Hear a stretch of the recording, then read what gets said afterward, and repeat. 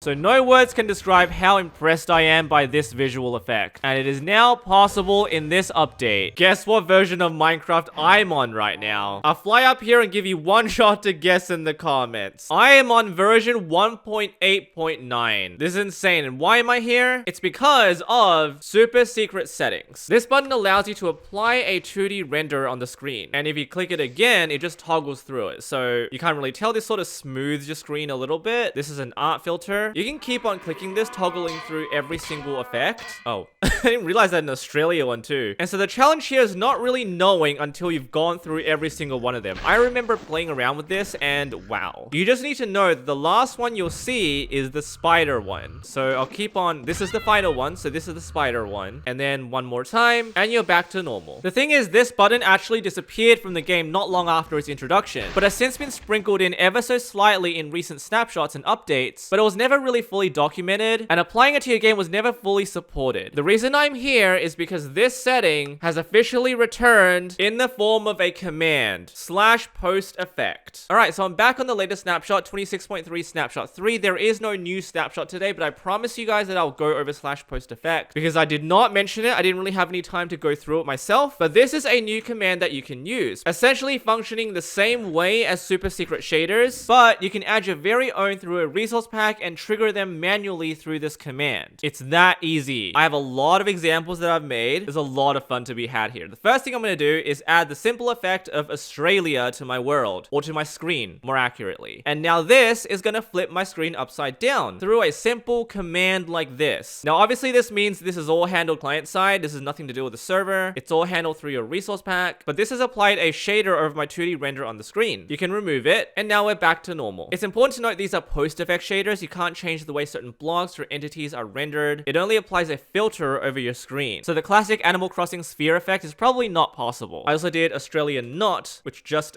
does this. So now it inverts on the x-axis what I'm seeing. It kind of still looks like it's the same thing, but if I move right, I'm going left. If I go left, I'm going right. And now if I do this, I'm now left-handed. It's completely mirrored and so confusing. Now the cool thing here is I can combine shaders too. So I do this, I'm also now upside down. So I've inverted X and Y. Where's the sun? There it is. This is really quite confusing now. I can float back onto the ground. Oh god. Fairly sure I saw a village just above. What is going on right now? How do I access the door like this? Where's the door? Okay, so you can list all of the shaders through this. So I've got two, Australia not and Australia, and I can clear them by simply doing this. And now I have returned. All right, so now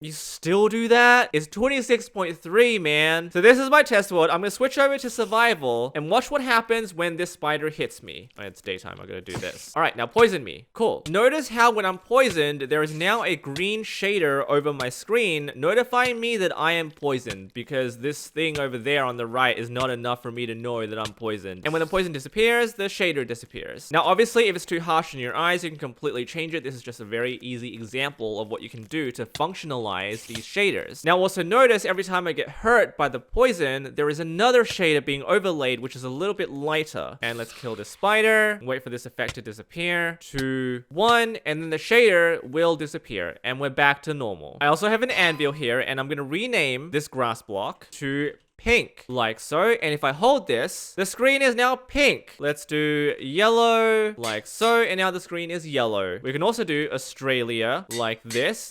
And now we're upside down. If I don't hold the item, it doesn't do it. Just a select a slot detector, go off, and it's all back to normal. We can do black, and then that just makes everything really dark. I can't see, I can't see my anvil. And if I did something like Mirage, which is a really custom one that I made, it just makes everything red and really blurry. So combining a box blur shader, which already exists in vanilla, and this one is one for a certain individual that we all know. It's an apple, if you didn't realize.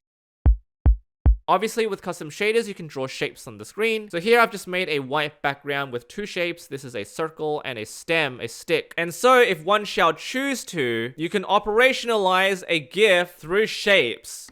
Okay, so I've just made a very simple command contraption. Every time I eat an apple in my inventory, like this, I'm going to be shown an apple on the screen for about 5 seconds and then disappears. All right, so how am I doing all of this? I'm going to post the resource pack that I've just made over here in the description of the video. The problem is world shaders change all the time, so this is probably going to change again in the next update. What you're seeing here is impact frames as a concept made by Palkip on r/PhoenixSC. So I'm going to do a very similar thing and show you guys how to do it. So you've already seen the apple concept here. This is just showing the apple with a stem. I'm going to change this picture to something else first. There are many other ones that I've made here. The vanilla ones here are blur, creeper, entity outline, invert, and spider. And these are all over here in the vanilla resource packs. So we've got blur, creeper, entity outline, invert, and spider. These come naturally with your vanilla client. It's really interesting to me with all the super secret settings stuff from the very beginning of the video that out of all the ones that I've shown you, only 5 of them have survived throughout all of the 12 years. So we'll do blur first. This blurs the screen. It doesn't blur once again the UI at all, so you can still access your inventory without any concern. So this is creeper.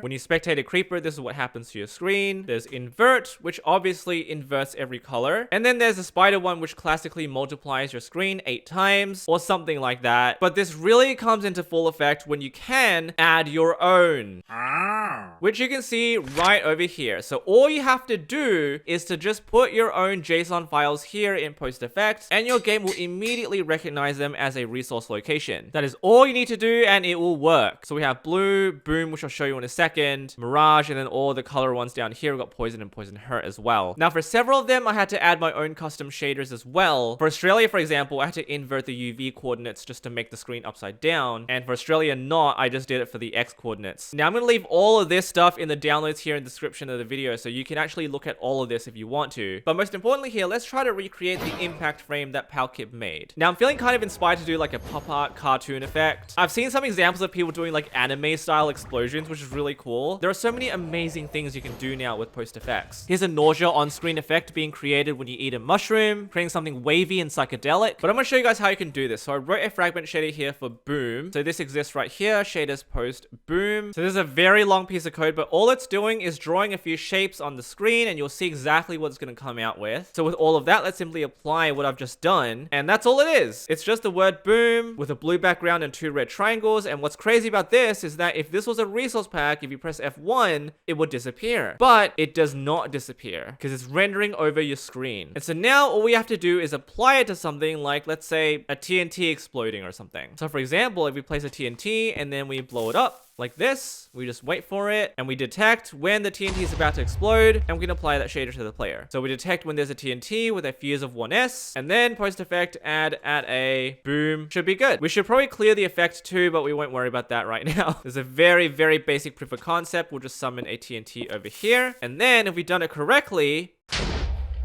boom. We'll clear that effect too. Okay, so there is a way to detect if a player has some post effects. So that should work. I've not run comparators like that in a long time. And that should clear it from the screen. Let's see. Very, very cool. Anyway, download the resource pack, experiment with it. Huge game-changing stuff that appeared in last week's snapshot that I didn't go over, but I wanted to give it some actual time to discover it. Have fun. New snapshot soon. Subscribe.